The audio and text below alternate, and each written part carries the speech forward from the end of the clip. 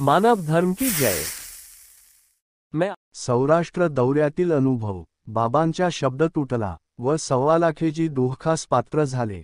बाबांच्या काळातील हा एक महत्त्वपूर्ण अनुभव आहे। आपल्या सध्याच्या जीवनात शब्द काय असते? एखाद्या सेवकांनी दिलेला शब्द किती महत्त्वाचा असतो? शब्दांमध्ये किती शक्ती असते? आजच्या अनुभवामधून शिकायला मिळेल। आजच्या काळात अशा अनुभवांची नितांत गरज आहे। महान त्यागी बाबा जुमदेवजी यांनी एका परमेश्वराची प्राप्ती केल्यावर मानवधर्म स्थापन केला। बाबांनी समाजामध्ये अंधश्रद्धा, रूढी, परंपरा, भूतबाधेमध्ये विश्वास ठेवणारे लोक समाजात वावरताना पाहिले। माझ्यासारखेच दुःखी, कष्टी आणि जीवनात त्रास सहन करणारे कितीतरी परिवार आहेत। समाजातील अशा लोकांना बाहेर काढण्याकरिता बाबा अहोरात्र या मार्गाचा प्रचार प्रसार, लोकांमध्ये मानव जागृती व्हावी म्हणून मार्गदर्शन करण्यासाठी कित्येक वर्षे सारखे गावोगावी खेडोपाडी दौरा करीत राहिले।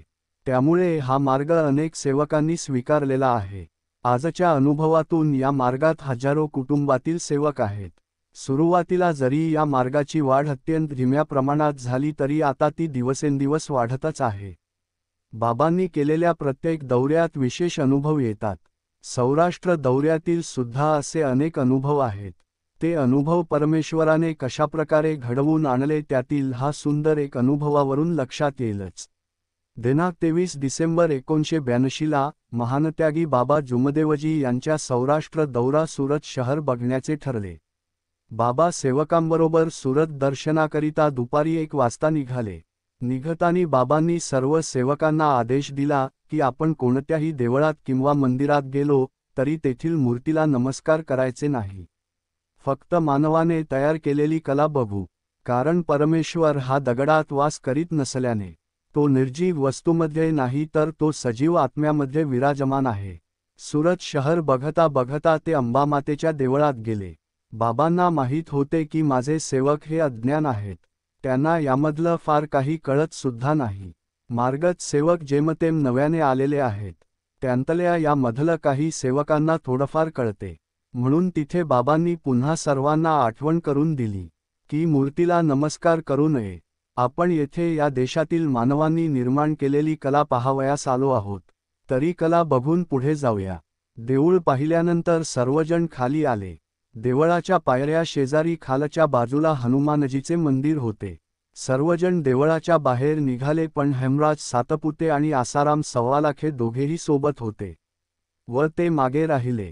हनुमानजीचे देऊळ आणि या मार्गाचे प्रतीक बाबा हनुमानजी असल्यामुळे हेमराज सातपुते यांचे हनुमानजीच्या मूर्तीला नमस्कार करण्याकरता मन वळले आणि तेथे कर माझे जुळती या म्हणीप्रमाणे त्यांनी श्रद्धेने हनुमानजीच्या मूर्तीला नमस्कार केला।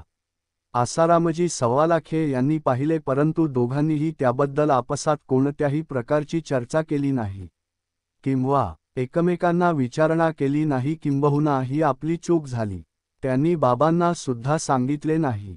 या ठिकाणी बाबांचा शब्द तोडला, त्यांनी बाबांच्या आदेशाचे पालन केले नाही आणि बाबांच्या आदेशांचा अपमान झाला।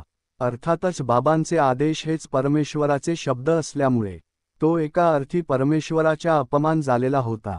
त्यानंतर पुढे साईनाथ मंदिर, तापी नदी जागा बघून पुढे अश्विनी कुमार 3 पत्ती हा भाग सर्वांनी पाहिला, परंतु तेथे अक्षरांश 3 पत्ती देव ऐवजी 5 पत्ती देव होते।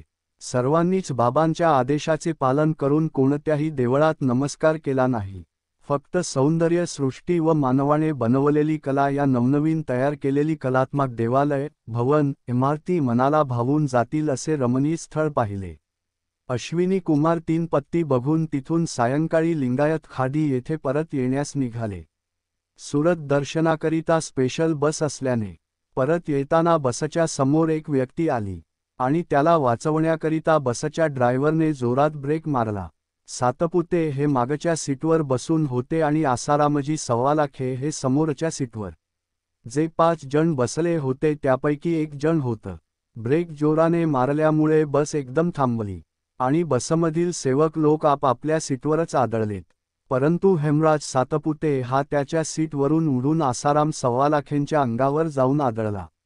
तसा हेमराज सातपुते हा सव्वालाखेंच्या सीटपासून 3 ते 4 सीट मागे बसला होता। या घडामोडीमुळे सव्वालाखेंच्या छातीला जबर मार लागले.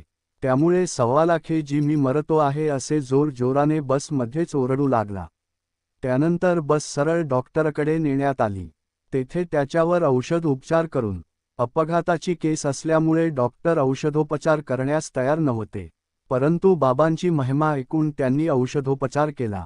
हे कसे घडले हे डॉक्टरांनी विचारले असता त्यांना सांगण्यात आले की सव्वालाखे यांच्यावर सातपुते हे 5 फूट जागेवरून येऊन आदळले गेले. तेव्हा डॉक्टर म्हणाले म्हणून फार मोठी दुखापत झाली आहे, पण औषध दिलेले आहे, आराम होईल. त्यानंतर निंबायत खाडी येथे सर्वजण परत आले.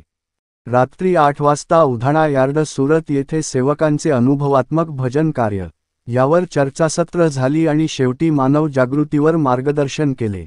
हा कार्यक्रम सुरू असताना सव्वालाखे निंबायत खाडी येथे आराम करीत होते. त्यांच्या प्रकृतीला पूर्णपणे आराम पडला नसल्यामुळे बाबांनी सेवकांना कोणती चूक झाली हे विचारले असता कोणी सांगण्यास तयार नव्हते. सव्वालाखे यांची चूक झालेली आहे हे कोणाचाही लक्षात येत नसत.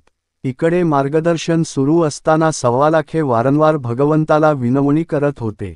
दिवसभरातील काय घडामोडी झाल्या व आपली काय चूक झालेली आहे हे आठवत होते आणि परमेश्वराला विनवणी करत होते की परमेश्वरा, माझ्या हातून झालेली चूक ही मला आठवणीत आणून द्या.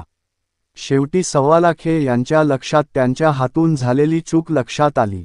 तसेच त्यांनी एका सेवकांच्या हातून बाबांच्या कार्यक्रम सुरू असलेल्या ठिकाणी झालेल्या चुकीची माहिती देण्यास पाठवले.